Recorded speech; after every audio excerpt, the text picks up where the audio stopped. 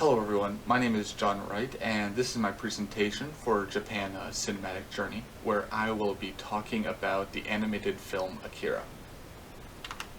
Before I dive into my research on this film and my experiences and thoughts on it, I wanted to just give a brief overview of what the next 15-ish so minutes will look like. First, I'm going to go over the reason that I picked this film and why it fits the narrative of this class. Building on that, I'm going to connect a parallel narrative between this film, Akira, and a film we watched early on in the semester titled The Cult by Koji Shirahashi. And then we're going to dive into some of the more specific research that I focused on during this project, which mainly focuses on some depressing topics such as disaster and trauma narratives, as well as the bombings of Hiroshima and Nagasaki. But then we're going to brighten things up by finishing this presentation off by talking about the economic miracle that Japan really created for themselves after World War II, and how this theme of success after disaster is present in Akira. So this is a good amount of information to go over in this brief presentation. So without further ado, let's jump into the reason for this particular work. One of the major reasons I chose this particular movie was the success it had globally. Released in 1988, it quickly gained a cult following in the West. This was probably due to two sort of key components. The first being that animated films up until this point had mostly been made for children, with Walt Disney animation being the leading force in this media, with films like The Little Mermaid, Oliver and Company, The Fox and the Hound being released in the 1980s as well. Akira was aimed for a much older audience and did so with a level of quality and polish that would set the precedent for what quality animation, or at least adult animation, would look like for years to come. So Akira is made with roughly 160,000 animated cells, and this created an extremely detailed and powerful viewing experience. And as art has always been a passion of mine, it created this personal connection to the film that interested me right away. But Akira is more than just these beautifully drawn and detailed scenes. It has a very powerful narrative that I didn't fully grasp or understand at first. This class made me question the film and helped me develop some of my leading questions that sort of spearheaded my research on this project. So those leading questions were, excluding the art and animation, what made Akira unique? What narrative element or elements has made the film last for over 30 years in this expanding media-driven environment that we live in? This was a broad leading question, and to narrow my vision a bit, I'd look specifically at what narrative connections I could make between Akira and this class. We'll take a look at that more specifically on the next slide. But lastly, I wanted to understand what creates an impactful narrative, and specifically, how society shapes narratives to reflect themselves and their culture. So, Akira is an intense film full of destruction and disaster, and there's an ominous feeling of impending doom that lasts the entirety of the movie. I remember conversations regarding impending disaster or impending apocalypses emerging from the film A Cult by Koji Shirahashi. In the lecture, and rooted in some of the responses, was the explanation that Japan's population is shrinking rapidly at an alarming rate of nearly 250,000 people every year. Japan also faces reoccurring and intense earthquakes, as well as a very destructive tsunami in 2011 that caused the Fukushima Daiichi nuclear disaster. So this narrative of impending disaster or looming threat is grounded in a fundamentally Japanese experience. Although Akira was successful in the West, it didn't change its narrative to fit a more common or accepted tone. Instead, the director, Katsuhiro Otomo, grounded this film in that aforementioned narrative that reflected the Japanese experience. From a cinematic perspective, having a buildup of impending disaster sets the film up for the climax to be that said disaster taking place. And fundamentally, that's what Akira is all about. It is about a disaster. However, to best understand disaster itself and disaster narratives, we're going to first have to look at trauma and the power it has to shape narratives itself. In Akira, trauma acts as the backbone or the underlying force of emotion and power. The film depicts destruction and violence on a massive scale. You can see one of those scenes, the opening scene, sort of on the bottom of the screen here.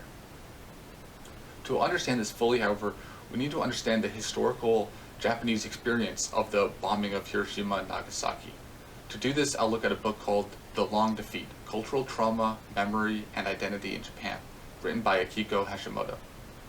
It explains the idea that three main trauma narratives emerged from Japanese society following World War II. The first narrative emphasizes the stories of fallen national heroes. This style of trauma narrative justifies the sacrifices of the past by showcasing the peace and prosperity of today. The second trauma narrative focuses on the victims. This narrative is often used in anti-military or anti-war conversations. And the third and final trauma narrative is that of Japan's, quote, perpetrator acts of imperialism, invasion, and exploitation, end quote. I call this the villain narrative. This narrative is often used in educational situations such as documentaries or investigative journalism. So this book added an important twist on my perception of trauma narratives that are found in this film. Akira doesn't only express the second, the victim narrative, as I had previously thought. Rather, it experiences or expresses all three narratives. In the film, we see firsthand the trauma of the victims that's showcased in the dystopian city and the characters who live there. That's the victim narrative. We also see the horrific acts of violence caused by war and the atrocious acts of destruction that are caused by these explosions. This is sort of the villain narrative, or the third narrative. And lastly, we see the hero's victory at the end, and it makes us appreciate the journey, or in this case the movie, and we almost forget about the violence and death that took place previously. This is the hero narrative. So this comprehensive depiction of trauma works in tandem with the historical events of World War II and the nuclear bombings of Hiroshima and Nagasaki that this film is based on, and to showcase the violence and in a uniquely Japanese way. Hashimoto explains that cultural trauma has the ability to shape narratives of that culture, and Akira showcases this firsthand. While understanding how national trauma or trauma narratives play a role in Akira is important, Akira is still fundamentally a disaster narrative. Trauma and disaster are intertwined in this film, and by viewing trauma narratives first, it allows us to create a dialogue between disaster, or the disaster depicted in this film, and the three trauma narratives that I had just mentioned. And as Akira is grounded in a Japanese experience of impending doom, it also depicts disaster itself in a historically rooted Japanese way. I like to think that this, at least in part, had to do with its global success, as individuals from around the world were able to view a film that depicted violence and disaster in a way that was unlike or unfamiliar to their own. To understand how Akira depicts disaster, I leaned on an article written by Christopher P. Hood that examined disaster narratives, and more specifically, Japanese disaster narratives. Hood claims that fundamentally, disaster narratives are designed by a range of cultural and social influences. The bombings of Hiroshima and Nagasaki left the people of Japan traumatized, and the cultural and social impacts that this historical event had shapes the narratives of this film. As you can see in this slide as well as the last one, the short videos showcase just a few of the devastating moments that are captured and are very reminiscent of the large-scale destruction that was caused by those two bombings.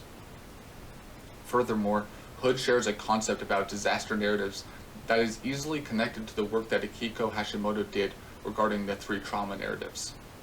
Hood also summarizes disaster narratives into sort of three major parts: the pre-impact stage, the post-impact stage, and the trans-impact stage. Just as the three trauma narratives are seen within this film, the three disaster narratives are also depicted. In the beginning of the film, we see a massive explosion rip apart the earth.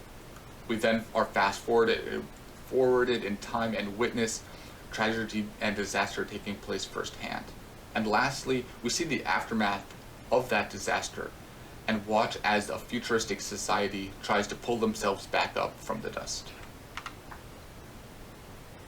So Christopher P. Hood's work on the three major disaster narrative components creates an important transition to the last topic in this presentation, the Japanese experience of regrowth. Japan as a society has arguably been affected by the most traumatic and destructive events in recent history: devastating earthquakes, the Fukushima Daiichi nuclear disaster, and not only the bombings of Hiroshima and Nagasaki, but also the subsequent United States takeover of Japan are key experiences that shape Japanese history and society. However, along with all these events of destruction or change comes the ability to withstand or persevere. The ability to persevere through trauma and disaster appears in Akira as well. It takes a major role in the film's climax, with the disaster defeated and hope remaining. But it also is represented in the three characters in this film, Takashi, Masaru, and Kyoko, in their visions of the future and of their individual sacrifices to reach that goal. To explore this theme of success after loss, I looked at Japanese history following World War II. An article written for Brookings Bulletin explores the economic miracle, saying, quote, "Japan emerged from the destruction of the Second World War to become the world's third largest industrial country in less than 25 years. The article goes on to explain that the multifaceted reasons behind this success, but importantly states that while, quote, each ingredient was important in and of itself, their interaction brought more growth than the marginal contribution of any one. The whole was greater than the sum of the parts," end quote. In Akira, the solution to overcoming the danger and destruction was also multifaceted. Without the sacrifices of many of the individuals, they would have lost. They put aside their differences and realized that they needed to work together for the greater good of society. By using Japan's past of defeat but also recovery, Akira is able to showcase the resilience of Japanese society. So thank you for watching and listening to my presentation for Akira. I look forward to responding to your thoughts and comments in the following days.